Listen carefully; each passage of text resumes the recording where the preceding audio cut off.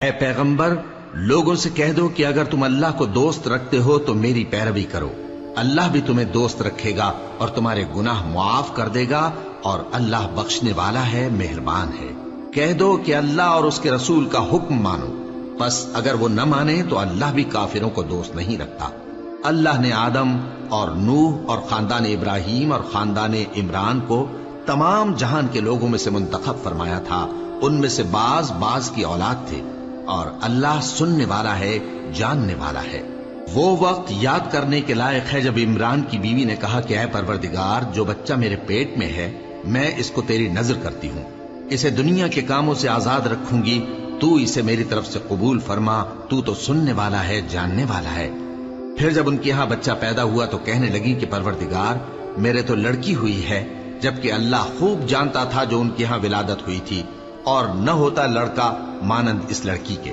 اور کہنے لگیں میں نے اس کا نام مریم رکھا ہے، اور میں اس کو اور اس کی اولاد کو شیطان مردود سے تیری پناہ میں دیتی ہوں۔ تو اس کے پروردگار نے اس کو پسندیدگی کے ساتھ قبول فرمایا اور اسے اچھی طرح پرورش کیا، اور زکریا کو اس کا کفیل بنایا۔ زکریا جب کبھی عبادت گاہ میں اس کے پاس جاتے تو اس کے پاس کھانا پاتے۔ یہ کیفیت دیکھ کر ایک دن مریم سے پوچھنے لگے کہ مریم، یہ کھانا تمہارے پاس کہاں سے آتا ہے؟ وہ بولی کہ اللہ کے ہاں سے آتا ہے، بے شک اللہ جسے چاہتا ہے بے حساب رزق دیتا ہے۔ اس وقت زکریا نے اپنے پروردگار کو پکارا، عرض کی کہ پروردگار، مجھے اپنی طرف سے اولاد صالح عطا فرما، تو بے شک دعا سننے والا ہے۔ چنانچہ وہ ابھی عبادت گاہ میں کھڑے نماز ہی پڑھ رہے تھے کہ فرشتوں نے آواز دی کہ زکریا، اللہ تمہیں یحییٰ کی بشارت دیتا ہے، جو کلمۃ اللہ یعنی عیسیٰ کی تصدیق کریں گے اور سردار ہوں گے، اور عورتوں سے رغبت نہ رکھنے والے، اور ایک پیغمبر یعنی نیکوکاروں میں ہوں گے۔